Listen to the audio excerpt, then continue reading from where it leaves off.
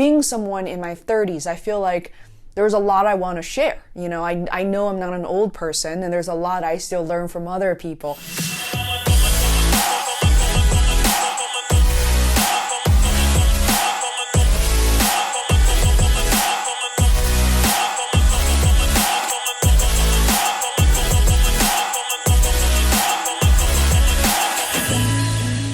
Hi there, welcome to Phased World. We started this new How to Freelance series on YouTube, and I'm really excited because it's been years since we discovered freelancing. And because of that, a lot of people, especially parents, will have more time to take care of their kids, bring them to school. And for me, another inspiration as someone in her 30s is I want to be able to do different things during the day, go grocery shopping at 2 in the afternoon, be able to manage my own time. In this video, I'm going to talk to you and show you how to better market yourself.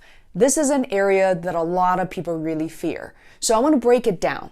The things I'm going to talk to you about, including how to leverage in-person contacts and relationships, how to work with recruiters, how to really take advantage of LinkedIn profiles, where to leave your email, how to reach out to people. I'll even give you a template which you can just copy and paste and use right away. I will talk to you about whether you need or should build a personal website for your freelance career. We'll talk about starting an email list. And also for those content creators out there, whether you're a podcaster, blogger, YouTuber already, you can really leverage your channel to reach more people. Also, last but not least, social media, what you can update and how you can take advantage of your current profiles and be able to talk about the business side of things. Are you ready? Let's go.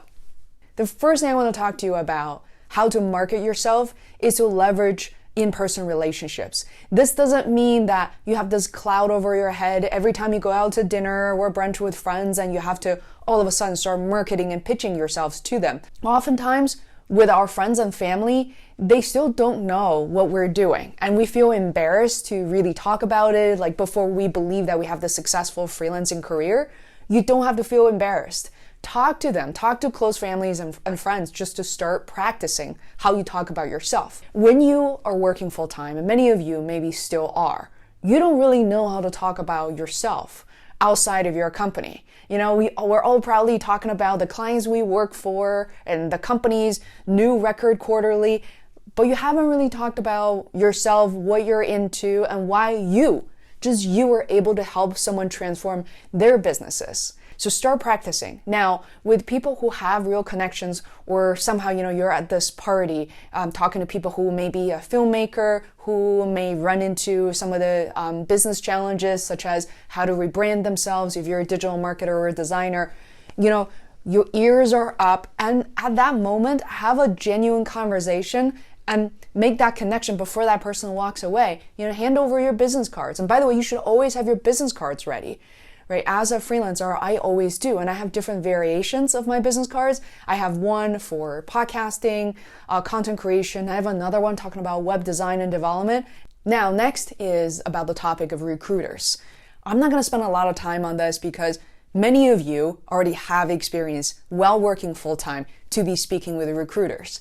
They're constantly reaching out to you via email, requesting phone calls, additional information, an updated resume, who knows. A lot of them mean really well, but the way they approach the situation can really vary. I've had great recruiters who contacted me, and some recruiters I felt like really not doing the job the right way. If you feel like somebody is rushing you off a call just to kind of check something off the list, it's probably not working out really well. However, if somebody actually respects listening to your experiences and trying to match you up with the right opportunity, taking the time, respecting your rate as opposed to, hey, you charge $125, why can't you just charge $100? I've actually had recruiters say that to me. So, that's definitely a sign where you might not want to work with a particular recruiter.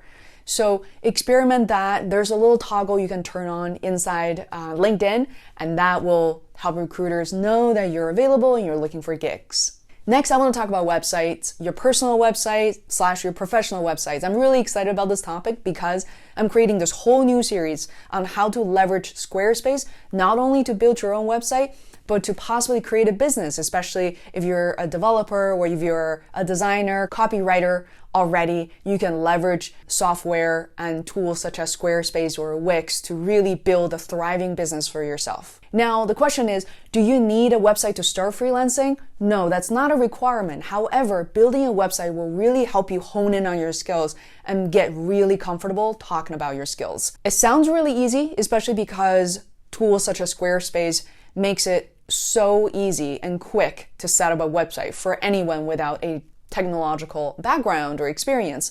However, to see and categorize your skills and to be able to prioritize them is a real skill. So for example, if you're a web designer, web developer, and you know how to write copy, and you're a podcaster, which ones should you talk about first, second, and third? Should they appear on the same page or different pages? That actually requires skills. But guess what? Nobody's going to get it right away. If you have any questions, I would love to hear that from you and kind of give you my 2 cents. But I've done this for so many years, actually since 2015, and I've built more than 30 professional websites for my clients. Definitely take a look on faceworld.com/websites, or you can look at our whole suite of services under faceworld.com/services, and you'll be able to learn a lot more. Again, I do encourage you to consider building a website, showcase your portfolio, especially if you're in sort of the digital marketing and design domain. It's so much easier for the clients to visualize something and better to understand how you think and how you work. So on that topic, I highly recommend that you consider generating new content and not just building the case studies to talk about the work that's been done, but to really talk about how you think and how you work. For example, for me as a project manager, for when I first started freelancing, I love talking about the way I think and how I do things differently than other freelance project managers out there. So to highlight the differentiators is really how that could set you apart from other people. Next, I want to talk about starting an email list. I know that sounds like this whole e-commerce, online gurus and influencers' favorite thing. Turns out it really works. When you start an email list on your website, or you don't even need a website, you can start with a Google spreadsheet and just email 10 of your friends and family to say, hey, I'm doing this, whether that's I'm creating a course or I'm writing a series about how to freelance like this one, or you want to teach other people how to design or to write better, whatever that may be. Talk about it and tell them if they want to subscribe, and they'll be getting emails at this frequency, for example, once a week or once a month, whatever it may be. Invite people to share their emails with you for that purpose. And the email is going to grow, and it doesn't matter if it grows slowly. The quality of the people on your email list matters the most. Once you get into the rhythm of emailing people, organizing your thoughts in a very interesting way, possibly visually compelling way, and you do it on a regular basis, you're kind of exercising that muscle, getting used to creating, developing content, and your list is going to grow, and people on your list most likely will reach out to you. In fact, every time I send out an email, which these days is on a weekly basis, about 7 to 10 days, and talk about my podcast, talk about my new YouTube video, talk about FaceWorld services, I always have people reply, and every once in a while, people do contact me for additional information on, web design, video production, DIY filmmaking, and see me as an expert in all of that. So it's really exciting place to be. Okay, next, content creators. If you're a YouTuber, you are a blogger, you are a podcaster, and you do design work, you share somewhere on Instagram, for example, you are a content creator. And please remember to take advantage of your platform. So when I started freelancing, I had been podcasting for about a year and a half. At that point, we're building up an email list. We have a steady amount of listeners, even though our base wasn't that big.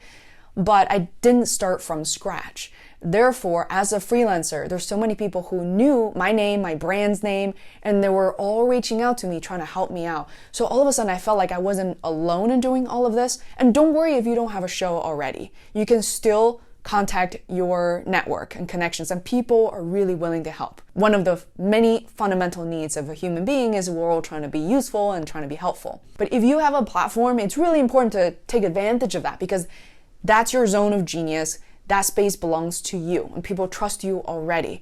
So if you started a YouTube channel, for example, that has nothing to do with what you do as a freelancer, even better, you can just talk about it. Your listeners, watchers, viewers would love to learn that side of you that they didn't know already. So it's an opportunity for you to connect with existing and possibly a new group of people. Lastly, social media. People often ask me, should I use my social media exclusively for personal content or professional content?